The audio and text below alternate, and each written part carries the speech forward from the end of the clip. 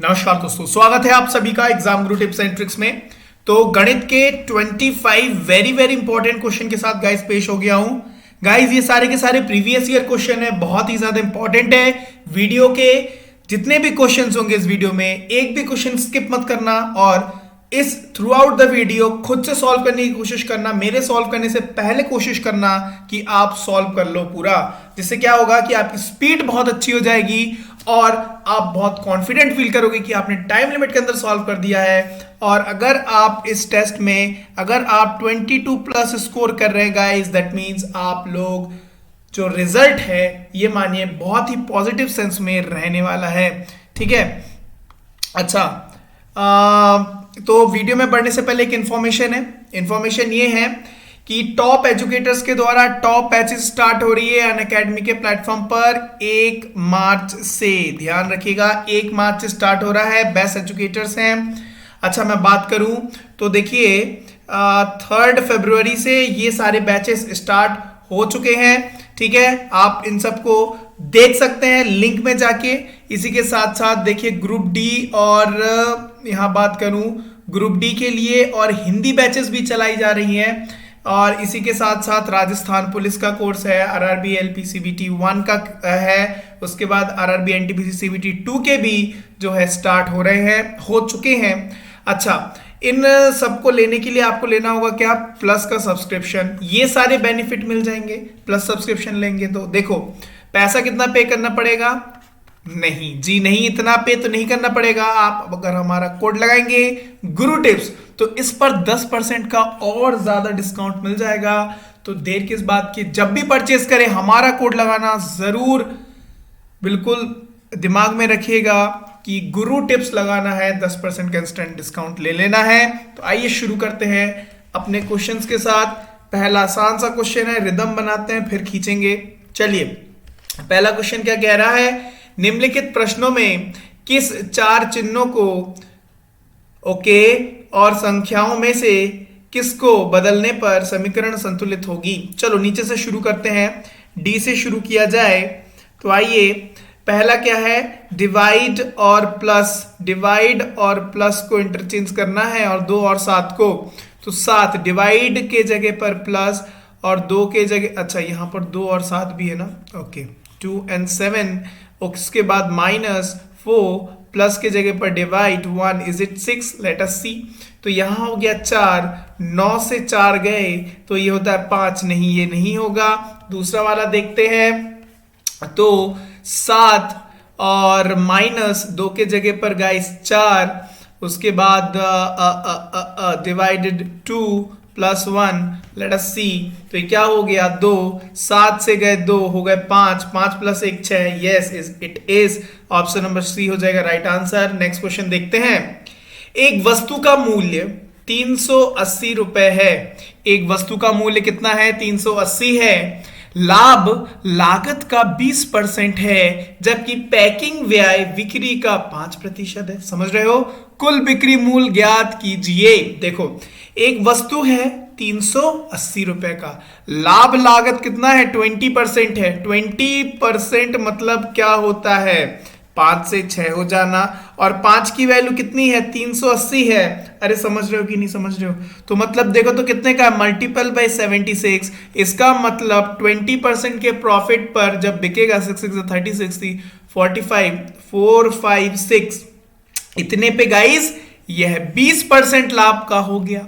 अब क्या बोल रहा है, जबकि पैकिंग जो व्यय है, जो पैकिंग चार्जेस है वो बिक्री का 5% है, इसका 5% मतलब 10% 45.6, 5% उसका आधा मतलब 22.8। तो कुल बिक्री इतने की हो गई। अरे समझ रहे हो? तो क्या हो गया गाइस, ये हो गया 478.8। तो इट इज राउंड अबाउट 480। ठीक है, ऑप्शन नंबर डी हो गया राइट आंसर। नेक्स्ट क्वेश्चन आइए, यदि द्विघात समीकरण का मूल्य जो है मूल अल्फा और बीटा रूट्स हैं, जहां अल्फा प्लस बीटा 8 है और अल्फा माइनस बीटा 2 है, तो समीकरण क्या होगा? अब देखो जरा गौर से, समीकरण क्या होता है गाइस? जो होता है इक्वेशन एक्स स्क्वायर माइनस द्विघात में ना, क्वाड्रेटिक में जो है x square minus alpha plus beta का x plus alpha into beta is equal to 0, ये होता है आपका इक्वेशन। अब यहां देखो, यहां पर अल्फा और बीटा की वैल्यू अगर मुझे किसी तरीके से मिल जाए, मैं पुट करूंगा तो मेरा इक्वेशन फॉर्म हो जाएगा। तो देखो अल्फा प्लस बीटा कितना है 8 है, और अल्फा माइनस बीटा कितना है 2 है, इससे गया ये। So twice of alpha is equal to 10, alpha is equal to 5 and beta is equal to क्या 3 हो जाएगा। ठीक है, अल्फा बीटा की वैल्यू निकल गई बस। तो अल्फा प्लस बीटा कितना हो गया 8 हो गया, और अल्फा इंटू बीटा कितना हो गया 15 हो गया। ठीक है, ये दोनों पता चल गए, यहां तो 8 गिवन भी था। चलो अब यहां पर पुट करते हैं। So x square minus alpha plus beta मतलब 8x plus 15 is equal to 0. So this will be your equation. So which option? Minus plus. Option number A will be the right answer guys. Next question देखते हैं। P और Q अलग अलग किसी काम को क्रमशः 8 और 16 दिन में कर सकते हैं। उन्होंने एक साथ काम किया और काम पूरा किया। जब काम पूरा हुआ तब P और Q द्वारा किए गए कार्य का अनुपात क्या था? कुल मिला के what they are asking for, the question is asking for उनकी एफिशिएंसी बता दो।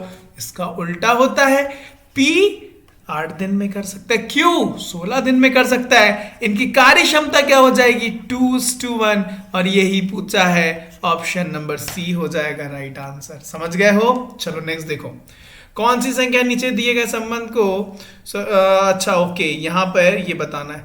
तो ये तो बेसिकली रीजनिंग का क्वेश्चन है, चलो कर देते हैं। हाँ, सो 9 इंटू 2 18 प्लस 2 20, हाँ ठीक है। सो 21 इंटू 2 प्लस 2 मतलब 42 प्लस 2 मतलब 44। ऑप्शन नंबर डी हो जाएगा राइट आंसर। नेक्स्ट क्वेश्चन देखते हैं। एक वर्ग की भुजा को 20% बढ़ाने पर उसका क्षेत्रफल जो है k का मान ज्ञात कीजिए। देखिए एक वर्ग है, क्या बोल रहा है 20% बढ़ाना है, 20% बढ़ाना है, 20% बढ़ाना है, उसके क्षेत्रफल में क्या होगा? सो ये क्या होगा? सक्सेसिव इंक्रीमेंट वाला केस है। फॉर्मूला क्या होता है? a plus B plus A B बटे 100। अरे are you getting? So 20 plus 20 plus कितना हो जाएगा 400 बटे 100 which will be equal to 44%। Option number C will be your right answer. Next question okay कह रहा है यदि a बाई बी जो है a by B plus b by a जो है वो है अगर 2, तो a cube plus b cube का मान ज्ञात करो। Okay so what we can do is let a को मैंने मान लिया 1, b को भी मान लिया मैंने 1, तो 1 प्लस 1 1 1 प्लस 1 1 2 हो गया। बस यहां पे कंडीशन सेटिस्फाई, इसका क्यूब a का क्यूब प्लस a का cube 1 plus 1 how much guys 2। Option number B हो जाएगा राइट आंसर। ठीक है, कोई फॉर्मूला मत बिठालना, इस तरीके से करना। नेक्स्ट क्वेश्चन देखो, कोई धनराशि साधारण ब्याज के दर पर 2 वर्षों में 2800 और 5 वर्षों में 3250 हो जाती है। धनराशि और ब्याज दर ज्ञात करें। देखिए क्या बोल रहा है, 2 वर्षों में इतनी और 5 वर्षों में इतनी। डिफरेंस कितने वर्षों का है जरा बताओ तो? कितने वर्षों का डिफरेंस है? 3 वर्षों का। तो 3 वर्षों में गाइस क्या हो रहा है 3250 था और 2800, इतने का डिफरेंस आ रहा है। तो 3 ईयर में कितने 450 का हो रहा है डिफरेंस। साधारण ब्याज इतने का हो रहा है, तो 1 वर्ष में 150, 1 वर्ष में 150। अब यहां धनराशि और ब्याज का दर पूछ रहा है। धनराशि प्रिंसिपल निकालने के लिए मैं क्या करूं, 2 वर्ष में 1 वर्ष में अगर 150 हो गया होता, 2 वर्ष में 150 300 हो जाएगा। मतलब इस 2800 में प्रिंसिपल के साथ साथ 300 और जुड़ा हुआ है। इसका मतलब प्रिंसिपल क्या हो जाएगा, 300 घटा लो तो धनराशि कितनी हो जाएगी, 2500 हो जाएगी। ऑप्शन नंबर सी हो जाएगा राइट आंसर, एक ही है। बाकी देख लो, बाकी एक वर्ष में 150 का मिलता है, किस पर, 2500 पर, मल्टीप्लाई बाय 100, शून्य से शून्य गया, आ गया 6%। ऑप्शन नंबर सी हो गया राइट आंसर। नेक्स्ट क्वेश्चन देखते हैं। 2.00589 में 5 का स्थाई मान ज्ञात कीजिए। तो यहां देखो 5 यहां पर है और बटे 1 2 3 शून्य आ जाएंगे, 1 2 3 शून्य, ये आपकी स्थाई मान हो जाएगी। ऑप्शन नंबर सी हो जाएगा राइट आंसर। नेक्स्ट क्वेश्चन देखिए जरा, कह रहा है X cube is equal to N है और n का इकाई अंक एक अभाज्य संख्या है, तो 1 से 9 के संख्या के बीच x के मान के लिए संभावित विकल्प क्या होगा। अब जरा यहां देखो क्या बोल रहा है, यदि x cube is equal to n है, यदि x cube is equal to क्या है, n है, तो देखो कह रहा है n के इकाई अंक एक अभाज्य संख्या है। एक क्या है गाइस, एक अभाज्य संख्या है और 1 से 9 के बीच x का मान क्या होगा। देखो ऑप्शन से उठाओ, पहला वाला ऑप्शन 3 का क्यूब क्या होता है, 3 का क्यूब क्या होता है बता दो जरा। 3 का क्यूब कितना होता है बताओ, 27, आखिरी में आया 7, अभाज्य है, बिल्कुल है, ये तो हो गया। चलो 5 का क्यूब आखिरी में 5 आएगा, यूनिट डिजिट में 5 आएगा, अभाज्य बिल्कुल है। 7 का क्यूब, 7 7 सा 49 और तो आखिरी में 7 9 सा 30 63, तो आखिरी में 3, अभाज्य है, बिल्कुल ठीक। 8 का क्यूब, 8 8 सा 64 और 4 8 32, आखिरी में आएगा 2, वो भी अभाज्य है, बिल्कुल। इसका मतलब ऑप्शन नंबर ए हो जाएगा राइट आंसर। समझ गए हो। चलो नेक्स्ट क्वेश्चन किया जाए। प्रिया के जन्म के समय उसके पिता की उम्र 38 वर्ष थी। उससे 4 वर्ष छोटे भाई के जन्म के समय उसकी मां की उम्र 36 वर्ष थी। उसकी मां उसके पिता के कितने वर्ष छोटी है। तो एक काम करते हैं, यहां पर गाइस क्या हुआ है, दोनों जो एज है दो गिवन है वो कुछ ईयर इधर उधर है, 4 वर्ष का हेर फेर है। तो मैं क्या करता हूं, उनको एक ही प्लेटफॉर्म पर लाता हूं, ठीक है, सेम प्लेटफॉर्म पर, सेम टाइम पर। तो प्रिया के जन्म के समय उसकी पिता की उम्र कितनी थी, 38 थी। 4 वर्ष छोटे भाई के जन्म के वक्त क्या होगा, +4 कर दो, है ना। तो कितना हो जाएगा, उसके भाई जब जन्मा था तो उसके पिता की उम्र हो जाएगी 42। और उसकी मां की उम्र कब थी, उसकी मां की उम्र उसके भाई के जन्म के वक्त कितनी थी, 36 थी। तो उनके बीच में डिफरेंस कितने का होगा देख लो, तो इतना 6 वर्ष का हो जाएगा। तो ऑप्शन नंबर डी, उसकी मां उसके पिता से 6 वर्ष छोटी है। नेक्स्ट क्वेश्चन, यदि 0.001 divided by x is equal to 0.01 है तो x का मान, इजी क्वेश्चन है, 0.001 divided by x is equal to 0.01, x will be equal to 0.001 divided by 0.01। इसको उठाया ऊपर आए 2 शून्य, इसको हटाया इधर आए 3 शून्य। सो क्या हो गया, डिवाइडेड बाय 1 2 3 खत्म, तो 1/10 मतलब 0.1, option number D. Next question, एक मां और बेटी की वर्तमान आयु 8:3 के अनुपात में है। 12 वर्ष बाद उनकी आयु का अनुपात 2:1 होगा। मां और बेटी की वर्तमान आयु का योग क्या है। समझ रहे हो, मां है, मदर है, और उसकी बेटी है, डॉटर है। उनका प्रेजेंट जो वर्तमान आयु का अनुपात है वो है 8:3 के फॉर्म में। वो किस फॉर्म में है, 8:3 के फॉर्म में है। 12 वर्षों के बाद उनकी आयु का अनुपात 2:1 हो जाएगा। आप मुझे एक बात बताओ, अभी मां और बेटी के बीच में जो एज डिफरेंस होगा वो 12 साल बाद भी वही सेम एज डिफरेंस होगा। अभी कितना एज डिफरेंस है, 5 वर्ष का है, 12 वर्ष बाद भी 5 वर्ष का होना चाहिए, लेकिन है कितने का?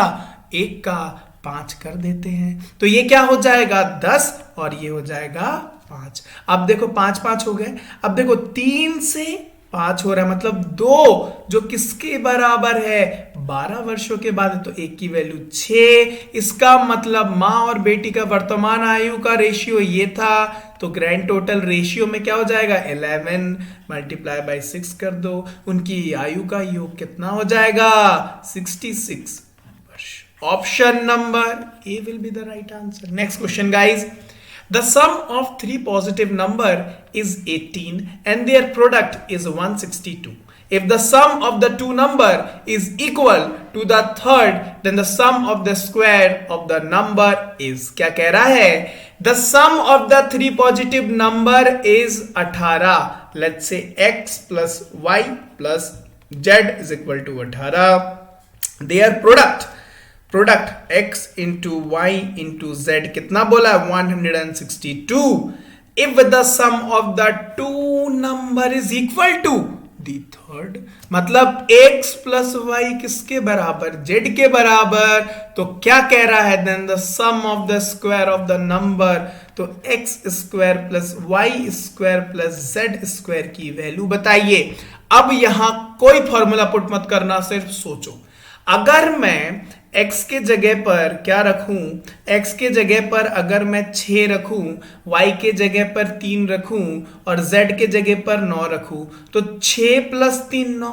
एक तो मैंने कंडीशन बनाई, क्या यहां पर भी वो कंडीशन 18 बन रही है? 9 और 9 18 कंडीशन बन रही है। क्या यहां पर बन रही है? 6 इंटू 18 इंटू 9 162। यहां पर भी condition satisfy. That means we can take x is equal to 6, y is equal to 3 and z is equal to 9। तो बस देर किस बात की है? फॉर्मूले इसमें पुट करते हैं, ठीक है। तो क्या हो जाएगा? 6 6 36 और 3 3 9 9 9 81 90 और ये क्या हो गया? 126। Option number which option? Option number B will be your right answer. Next question guys, किसी धनराशि पर 10 वर्ष बाद साधारण ब्याज 600 होगा, ठीक है। यदि 5 वर्ष के बाद मूलधन को 3 गुना बढ़ा दिया जाता है, तो 10 वर्ष बाद कुल ब्याज कितना होगा? अब देखो, ये साधारण ब्याज वाला केस है। 10 वर्षों में अगर 600 रुपए का साधारण ब्याज हो रहा है, तो एक वर्ष में कितने का होगा? 60 का होगा।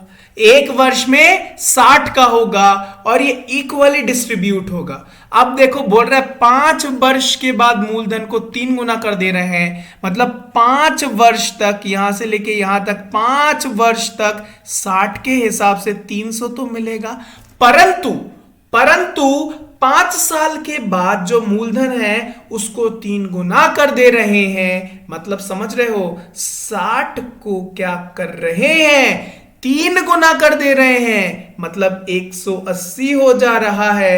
5 साल तो चलाना है, 10 वर्ष के बाद 5 साल तो इसके हिसाब से चलाना है, तो कितना हो गया? 900 हो गया। तो अब कितना ब्याज होगा? 300 प्लस 900 मतलब हो जाएगा 1200। Option number C will be your right answer. Next question guys, उस घनाम का आयतन ज्ञात कीजिए जिसकी लंबाई 24 सेंटीमीटर, चौड़ाई 18 और ऊंचाई। तो क्या होगा भाई? आयतन पूछना, मल्टीप्लाई कर दो। 24 into 18 into 16, this will be 6912। Option number D will be your right answer. Next question बढ़े, आइए नेक्स्ट क्वेश्चन देखते हैं क्या कह रहा है, सरल कीजिए। सो 121/3 2/3 प्लस 92 7 1/3। तो यहां इसको हम पहले कन्वर्ट करते हैं। 3 3 9 और 2 11 11/3। तो ऊपर चला गया 3, नीचे रह जाएगा 11। चलो प्लस यहां हो गया 3 7 21 और 22। तो ऊपर हो गया 3, ऊपर चला गया, नीचे रह जाएगा 22। इससे गया ये 11 बार, तो ये हो गया 33 प्लस यहां काटे तो 11 यहां 46, 3 6 18 1 12 13 138/11। अब देखो यहां पर ये कितनी बार जाएगा जरा बताओ तो। 11 11 जा 121, 12 बार जाएगा ना, तो 12 बार जाएगा और कितना बचेगा शेष, 6/11। अब आपको पता है इसको आप किस तरीके से लिख सकते हो, इसको आप किस तरीके से लिख सकते हो, 12 + 6/11, इन दोनों को जोड़ दो 45 और इसको लिख दो 6/11। अरे हाँ कि ना, ऑप्शन नंबर डी हो गया राइट आंसर। नेक्स्ट क्वेश्चन देखते हैं।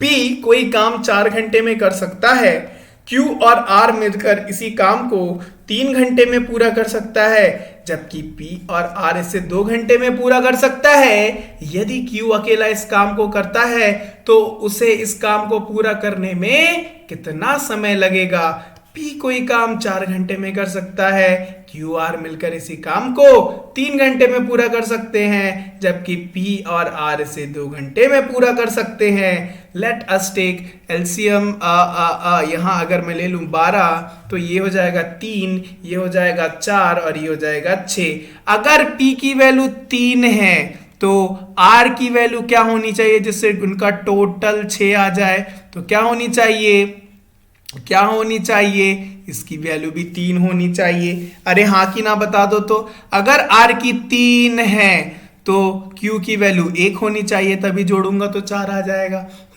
अब क्या बोल रहा है, Q की कितनी आ गई, एफिशिएंसी 1 आ गई। यदि कार्य क्षमता 1 आ गई, कह रहा है यदि Q अकेला इस कार्य को करता है तो उस काम को पूरा होने में कितना समय लगेगा। हमने माना था 12 यूनिट काम है, विद द एफिशिएंसी 1 क्यू काम करेगा तो कितना समय लगेगा, 12 घंटे। Option number A will be your right answer guys. Next question सरल करें, cos थीटा बटे 1 प्लस साइन थीटा की वैल्यू।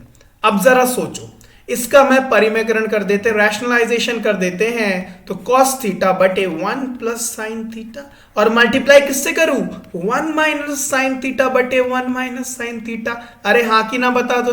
तो क्या हो जाएगा, cos थीटा मल्टीप्लाई में 1 माइनस साइन थीटा और डिवाइडेड में a plus B, a minus B को क्या लिख सकते हैं, a square minus B square, तो 1 माइनस साइन स्क्वायर थीटा।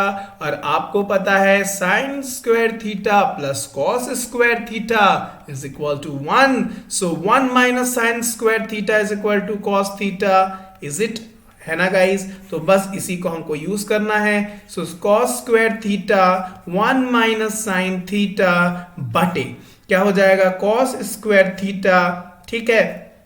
तो इससे जाएगा 1, ठीक है। तो क्या हो जाएगा 1 अपॉन कॉस थीटा और माइनस साइन थीटा बटे कॉस थीटा। अरे हाँ कि ना बता दो।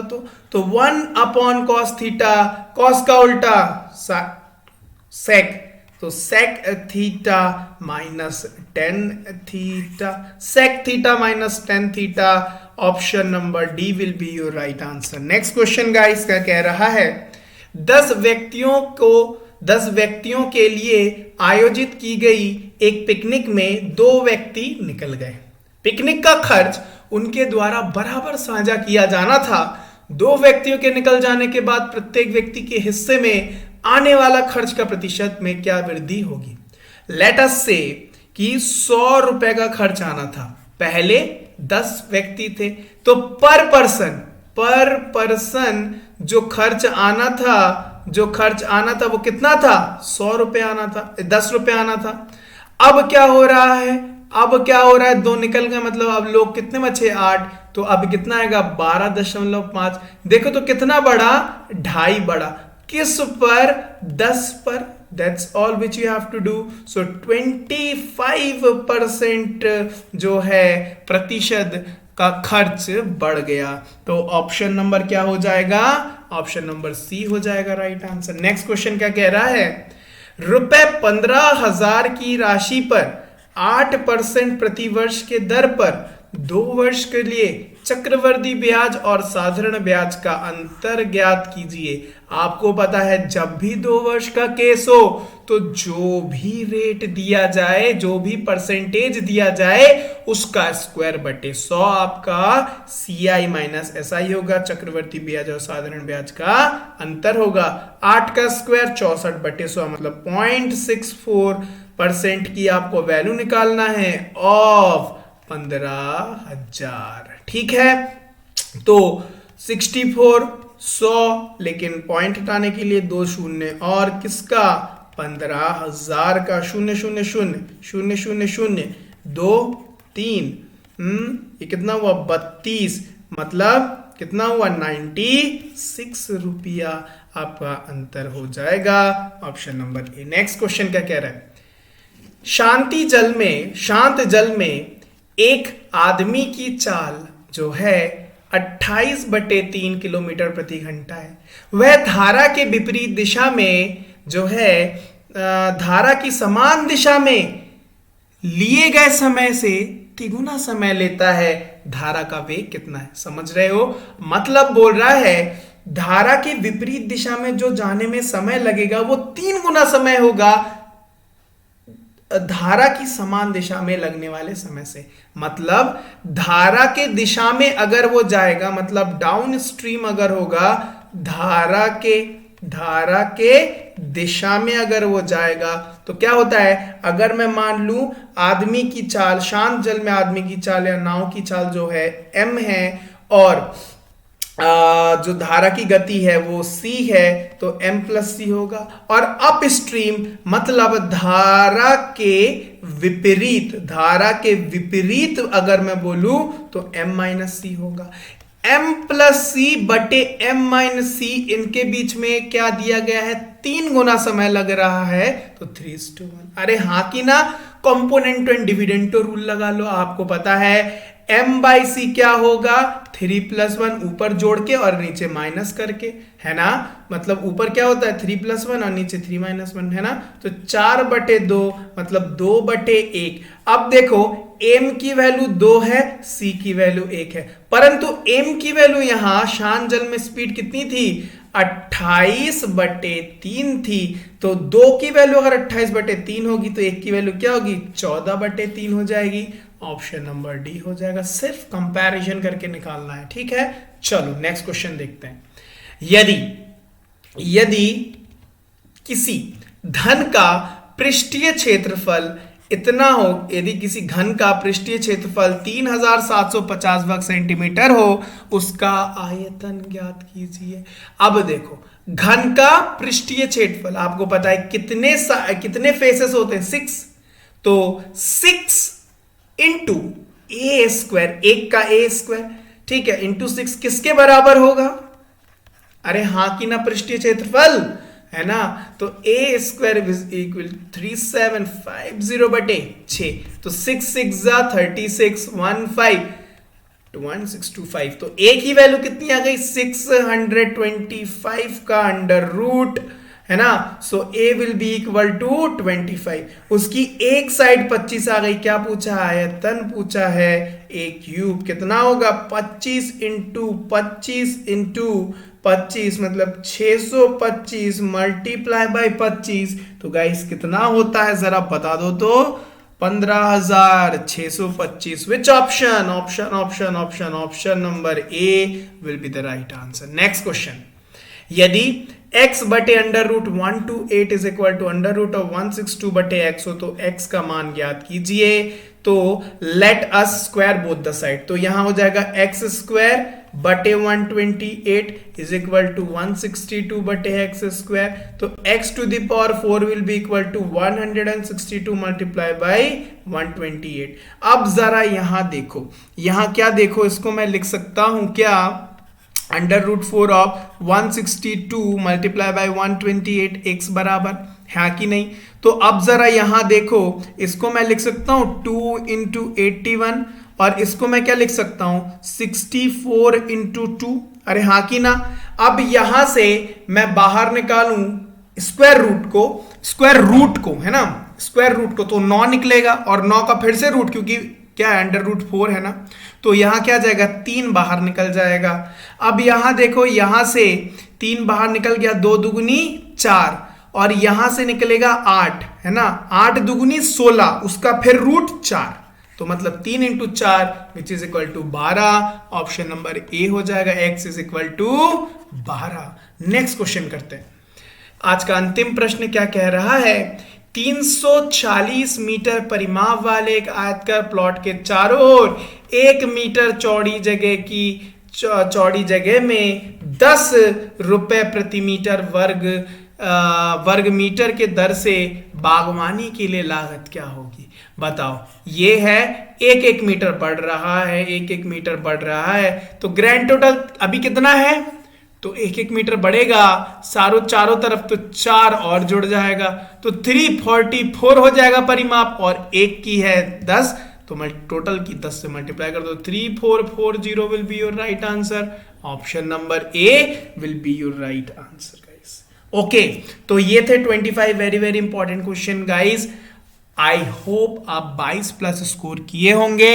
ठीक है, तो गाइज ये था पूरा का पूरा video. I hope you enjoyed the session. If you do so then hit the like button, और अपनी जो भी इश्यूज है, जो भी क्वेरीज है, कमेंट सेक्शन में जरूर लिखिए। और अगर इसका पीडीएफ आपको प्राप्त करना हो, और अगर आपने हमारा टेलीग्राम ग्रुप ज्वाइन नहीं किया हो, तो डिस्क्रिप्शन में लिंक होगा, ज्वाइन कर लीजिएगा, वहां पर इसका पीडीएफ आपको अपडेट करा दिया जाएगा।